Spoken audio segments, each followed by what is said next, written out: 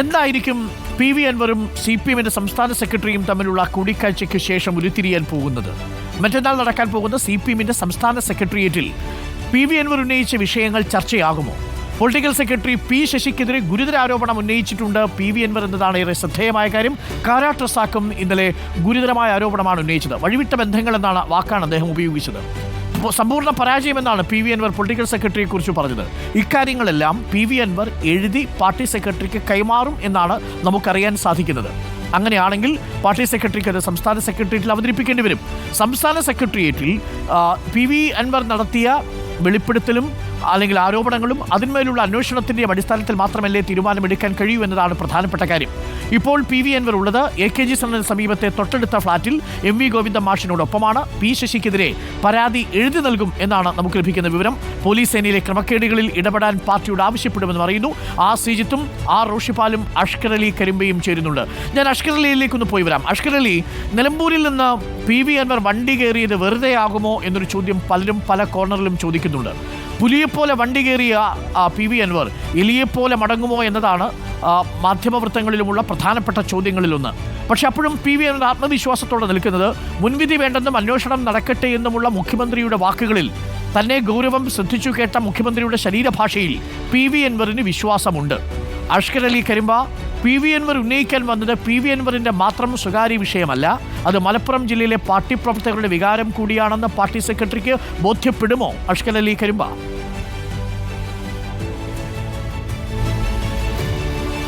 അരുൺ, അത്തരമൊരു തികഞ്ഞ ആത്മവിശ്വാസത്തിൽ തന്നെയാണ് പി വി അൻവർ ഇപ്പോഴും ഉള്ളത് എന്നാണ് പി വി അൻവറിൻ്റെ അടുത്ത കേന്ദ്രങ്ങൾ വ്യക്തമാക്കുന്നത്. അതിന് മതിയായ കാരണങ്ങളും ആ കേന്ദ്രങ്ങൾ ചൂണ്ടിക്കാണിക്കുന്നുമുണ്ട്. ഏറ്റവും പ്രധാനപ്പെട്ട കാര്യം, ഇന്നലെ മുഖ്യമന്ത്രിയുമായി പി വി അൻവർ നടത്തിയ കൂടിക്കാഴ്ച തന്നെയാണ്.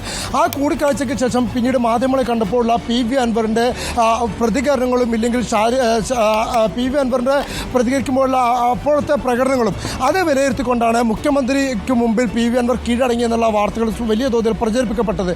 എന്നാൽ അതിനപ്പുറത്തേക്ക് പാർട്ടിയെ സംരക്ഷിച്ചുകൊണ്ടുള്ള ഒരു പ്രതികരണം ആ ഘട്ടത്തിൽ നടത്താൻ വേണ്ടിയാണ് അത്തരമൊരു സ്വാഭാവിക സമ്മർദ്ദത്തിലേക്ക് പി വി അൻവർ പോയതെന്നാണ് പി വി അൻവറിൻ്റെ കേന്ദ്രങ്ങൾ പറയുന്നത്. അത് മാത്രമല്ല, മുഖ്യമന്ത്രിയുടെ കൂടിക്കാഴ്ചയ്ക്ക് ശേഷം പി വി അൻവർ കൂടുതൽ കരുത്തനായി എന്നുകൂടി പി വി അൻവറിനൊപ്പമുള്ളവർ പറഞ്ഞു. അതിന് ഏറ്റവും പ്രധാനപ്പെട്ട കാര്യം, ഇന്നലത്തെ കൂടിക്കാഴ്ചയിൽ ആദ്യത്തെ ഏതാനും സമയങ്ങൾ മാത്രമാണ് പി ശശിയുമായി ബന്ധപ്പെട്ട കാര്യങ്ങൾ പി വി അൻവർ മുഖ്യമന്ത്രിയുമായി സംസാരിച്ചതെന്ന് ഈ കേന്ദ്രങ്ങൾ വ്യക്തമാക്കുന്നതിന് ആദ്യം തന്നെ പി ശശിയുടെ കാര്യങ്ങൾ പറഞ്ഞപ്പോൾ അതിന് കഴിഞ്ഞ ശേഷം പോലീസുമായി ബന്ധപ്പെട്ട കാര്യങ്ങൾ പറയാൻ മുഖ്യമന്ത്രി അദ്ദേഹത്തോട് ആവശ്യപ്പെടുകയായിരുന്നു. അതുമായി ബന്ധപ്പെട്ടുകൊണ്ടുള്ള ഓരോ കാര്യങ്ങളും കൃത്യമായും വ്യക്തമായും മുഖ്യമന്ത്രി പി വി അൻവറോട് ചോദിച്ചറിയുകയും ചെയ്തു. ഇതിന് പിന്നാലെ തന്നെ ഡിജിറ്റൽ തെളിവുകൾ മുഖ്യമന്ത്രി കൈമാറുകയും ചെയ്തു. ആ തെളിവുകൾ മുഖ്യമന്ത്രി ഓഫീസിന് കൈമാറുന്നതിന് പുറമെ തന്നെ തനിക്ക് സ്വകാര്യമായി നൽകാൻ കൂടി മുഖ്യമന്ത്രി പിണറായി വിജയൻ പി വി അൻവറോട് ആവശ്യപ്പെട്ടു എന്നുള്ള കാര്യമാണ് നമുക്കറിയാൻ കഴിയുന്നത്. മാത്രമല്ല, ഇപ്പോൾ SP സുജിത് ദാസിന് അടിയന്തരമായി സസ്പെൻഷൻ അടക്കമുള്ള നടപടികളിലേക്ക് പോകാത്തത് അത് പിന്നീട് ഏതെങ്കിലും വിധത്തിൽ സുജിത് ദാസ് കോടതിയെ സമീപിക്കുകയോ മറ്റ് ലീഗൽ നടപടികളിലേക്ക് പോയാൽ അത് മറ്റ് വിധത്തിലേക്ക് പോകുമെന്നുള്ള ആശങ്ക കൊണ്ട് മാത്രമാണ് എന്നും ഈ കേന്ദ്രങ്ങൾ വ്യക്തമാക്കുകയും ചെയ്യുന്നു. അഥവാ പി വി അൻവറിന് യാതൊരു വിധത്തിലും പാളിച്ച പറ്റിയിട്ടില്ല. അദ്ദേഹം കൂടുതൽ ശക്തനായി തന്നെ നിലകൊള്ളുന്നു. മാത്രമല്ല, KT ജലീൽ അടക്കമുള്ളവരുമായി ഇന്നലെ പലതവണ പി വി അൻവർ കൂടിക്കാഴ്ച നടത്തുകയും ആ KT ജലീലിൻ്റെ ഒക്കെ പൂർണ്ണ പിന്തുണയോടെ തന്നെയാണ് പി വി അൻവറിന് മുന്നോട്ട് പോക്കിയെന്നും ഈ കേന്ദ്രം വ്യക്തമാക്കുകയും ചെയ്യുന്നുണ്ട്. ഇന്ന് പാർട്ടി സെക്രട്ടറി MV ഗോവിന്ദനെ പി വി അൻവർ കാണാൻ പോകുമ്പോൾ അതിന് പിന്നിലും ഇന്നലത്തെ മുഖ്യമന്ത്രിമാരുടെ കൂടിക്കാഴ്ചയ്ക്ക് വ്യക്തമായ സ്വാധീനമുണ്ട് എന്നാണ് നമുക്കും അനുമാനിക്കാൻ കഴിയുന്നത്. കാരണം അതിന് മുമ്പ് വരെ നിരന്തരമായി വ്യക്തിപരമായും വാർത്താ സമ്മേളനങ്ങളും ഒക്കെ തന്നെ പി വി അൻവർ നമ്മൾ കാണുമ്പോൾ അദ്ദേഹം പറഞ്ഞിരുന്നത് ഈ വിഷയം താൻ മുഖ്യമന്ത്രി മുമ്പിൽ എത്തിക്കുമെന്നായിരുന്നു. അവസാനമായി മലപ്പുറത്ത് നടത്തിയ വാർത്താ സമ്മേളനത്തിൽ ആദ്യഘട്ടത്തിൽ ഡീറ്റെയിൽഡ് സ്റ്റേറ്റ്മെൻറ്റ് മുഖ്യമന്ത്രിക്ക് നൽകുമെന്ന് പറഞ്ഞ പി വി അൻവർ നാളെ ഞാൻ നേരിട്ട് മുഖ്യമന്ത്രിയെ കാണുമെന്നുള്ളൊരു പ്രതികരണം നടത്തി. അത് പി വി അൻവർ മാത്രമല്ല, KT ജലീലും പി വി അൻവറും ഒരുമിച്ച് ഒരേ ദിവസം മുഖ്യമന്ത്രിയെ കാണുന്ന രീതിയിൽ തന്നെയായിരുന്നു ആ പദ്ധതി ഇരുവരും ചേർന്ന് ആവിഷ്കരിച്ചത്. അതിനോടൊപ്പം തന്നെ സമാനമായ രീതിയിൽ ഇന്നലെ മുഖ്യമന്ത്രിയുടെ കൂടിക്കാഴ്ച കഴിഞ്ഞ് പുറത്തിറങ്ങിയതിന് ശേഷമാണ് ആദ്യമായി പാർട്ടി സെക്രട്ടറിയെ താൻ കാണുമെന്നും പാർട്ടി സെക്രട്ടറിക്ക് പരാതിയുടെ പകർപ്പ് കൈമാറുമെന്നും പി വി അൻവർ പ്രഖ്യാപിക്കുന്നത്.